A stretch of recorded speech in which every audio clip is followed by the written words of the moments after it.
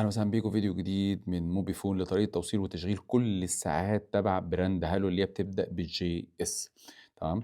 يبقى أول حاجة البرنامج ده هالو فيت برو ده للساعات، معظم الساعات المربعة، ده للساعات المدورة. تمام. الاتنين طريقة توصيلهم وتشغيلهم واحد تقريبا، والاتنين نفس اللوجو ونفس المواصفات من جوه، لكن في حاجات أساسية جدا. أول ما نستلم الساعة هي بتيجي بشحن وهمي، لازم نفضي الشحن اللي فيها، ولو ما أمكنش لازم نشحنها 100% الأول. بعد كده بنعمل لها ريسيت، إعادة ضبط المصنع ونوصلها. وكمان لما نشحنها لازم نشحنها بشاحن 1 ل 2 أمبير بحد أقصى، ويفضل يكون 1 أمبير، زي كمبيوتر أو لابتوب أو راس شاحن متخصص في شحن الساعات والسماعات. وفي حاجة كمان مهمة جدًا، إن إحنا لازم نكون فاتحين البلوتوث، ولازم كمان نكون فاتحين الداتا، لازم الداتا تكون مفتوحة أو الواي فاي، لازم الاتنين دول يبقى في حاجة منهم مفتوحة وشغالة ويكون في داتا، والواتساب والبلوتوث نفسه يكون مفتوح. تعالَ نبدأ بقى التوصيل والتشغيل عشان نقدر نعرف عامل إزاي. طبعًا إحنا نزلنا الأبلكيشن دلوقتي، تمام. بنفتح الأبلكيشن كده عادي، نعمل allow أي حاجة لازم نقابلها لازم نعمل allow ليها، بعد كده بنوافق هنا، وبعد كده بندخل هنا بالجيميل أو بالiCloud، ندخل بالجيميل. تمام.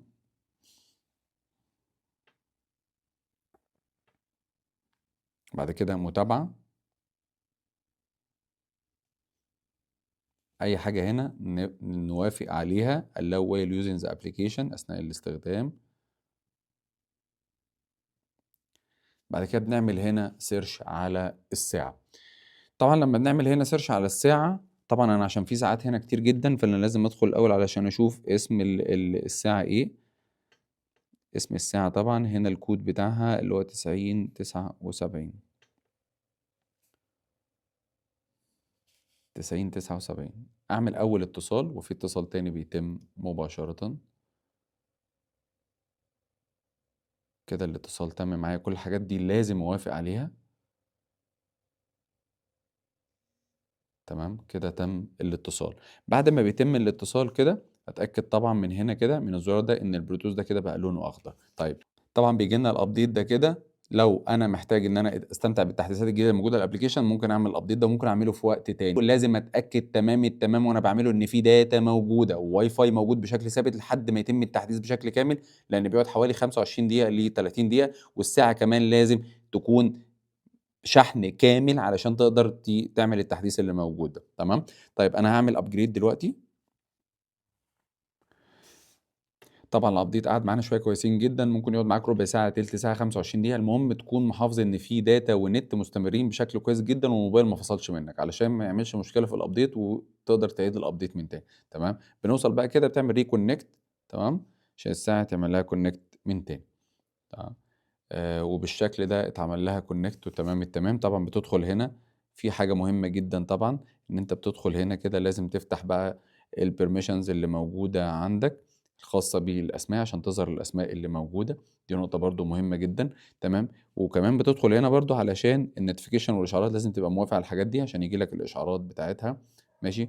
في حاجة برضه مهمة جدًا في الsetting بتاع الموبايل، يعني الsetting بتاع الموبايل إن أنت بتدخل هنا على الapplications كلها، الابلكيشن اللي موجوده سواء موبايلك اندرويد او ايفون، بتدخل هنا على الابس، بعد كده بتدخل على برنامج الهالو فيت برو. تمام.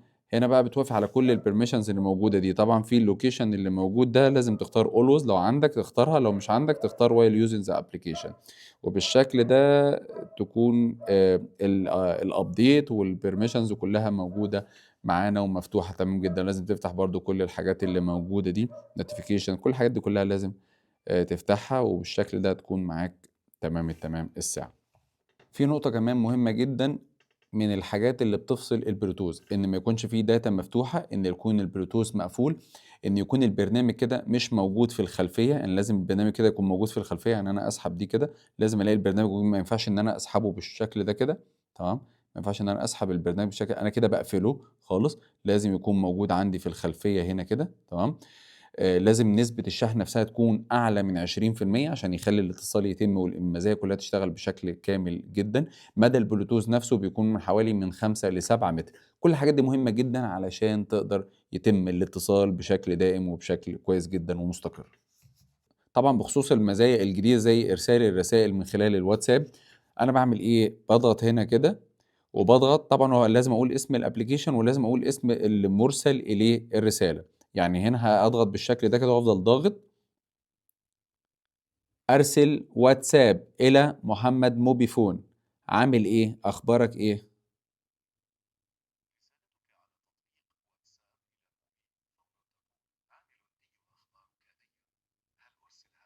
نعم.